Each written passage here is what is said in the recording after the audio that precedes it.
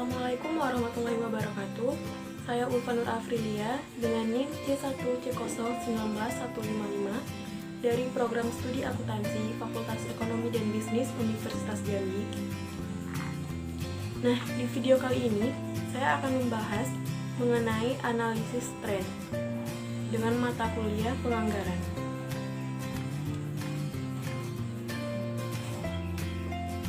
Baiklah, langsung saja. Yang pertama, saya akan membahas mengenai pengertian analisis tren. Salah satu teknik dalam menganalisa laporan keuangan suatu perusahaan adalah dengan menggunakan metode trend analysis. Analisis tren merupakan suatu metode analisis sistematika yang ditujukan untuk melakukan suatu estimasi atau peramalan pada masa yang akan datang. Analisis tren membantu manajer keuangan perusahaan menentukan bagaimana perusahaan cenderung melakukan kinerja dari waktu ke waktu. Analisis tren didasarkan pada data historis dari laporan keuangan perusahaan dan data perkiraan dari performa atau rencana ke depan perusahaan.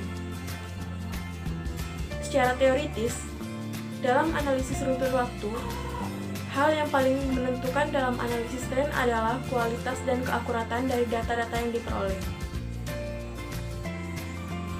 serta waktu atau periode dari data-data tersebut dikumpulkan.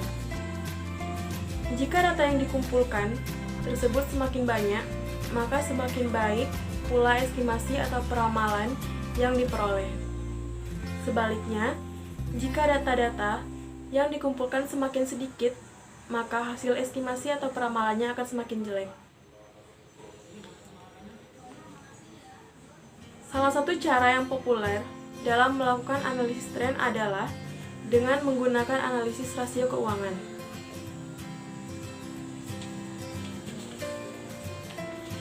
Jika Anda menghitung rasio keuangan untuk perusahaan bisnis, Anda harus menghitung rasio minimal 2 tahun terakhir.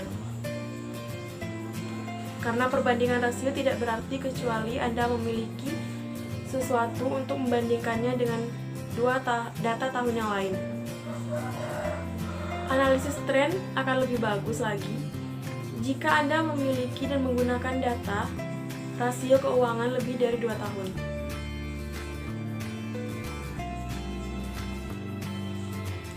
Selanjutnya, metode least square.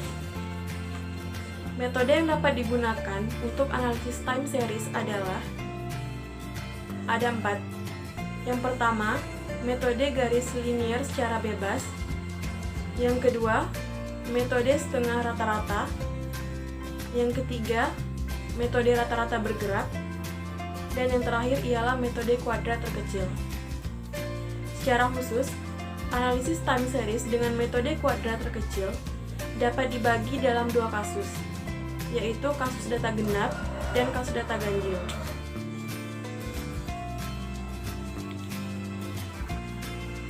Persamaan garis linier dari analisis time series akan mengikuti persamaan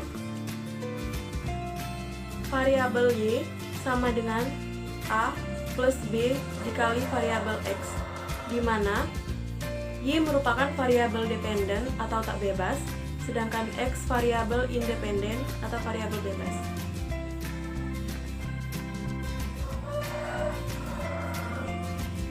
Sedangkan untuk mencari nilai konstanta A dan parameter B, digunakan persamaan A sama dengan variabel Y atau A sama dengan elemen variabel Y atau N, dan B sama dengan elemen variabel XY atau elemen X kuadrat.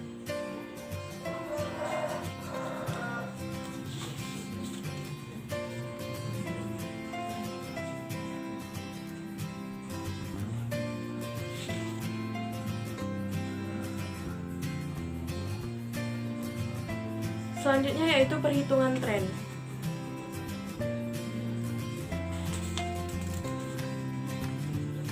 Perhitungan tren yaitu meliputi tahap-tahap sebagai berikut. Yang pertama, menentukan tahun dasar. Biasanya, data atau laporan keuangan yang akan dianalisa tersebut dianggap sebagai tahun dasar. Selanjutnya, tiap-tiap pos yang terdapat dalam laporan keuangan yang dipilih sebagai tahun dasar diberikan angka indeks 100. Tahap terakhir yaitu menghitung angka indeks tahun-tahun lainnya, yaitu dengan menggunakan angka pos laporan keuangan tahun dasar sebagai penyebut. Selanjutnya, misleading dalam analisis kecenderungan. Analisa dengan tren rasio akan dapat menunjukkan suatu pos itu mempunyai kecenderungan atau arah yang menurun, meningkat, atau tetap, serta menunjukkan apakah kecenderungan atau tendensi yang menguntungkan atau tidak menguntungkan. Menurut S. Munawir, di dalam menggunakan teknik analisa tren, dalam persentase ini, harus diingat pula hubungan antara angka-angka dalam tren dengan data absolutnya, karena adanya beberapa kemungkinan, di antara lain, tahun yang telah dipilih sebagai dasar mungkin tidak representatif. Kemungkinan yang kedua yaitu, suatu pos telah naik dari Rp10 menjadi Rp20, dan pos yang lain dari Rp100.000 menjadi Rp200.000. Kedua pos ini dalam presentase telah naik dengan 100%. Meskipun dalam hal yang pertama, kenaikan itu tidak penting artinya. Kemungkinan yang ketiga yaitu, biasanya di dalam menganalisa suatu perubahan, maka perubahan dengan jumlah 100% mendapat perhatian yang lebih besar dibandingkan dengan perubahan yang dalam persentase kecil, misalnya 10%. Padahal, dalam beberapa hal tertentu, hal yang demikian tidaklah tepat.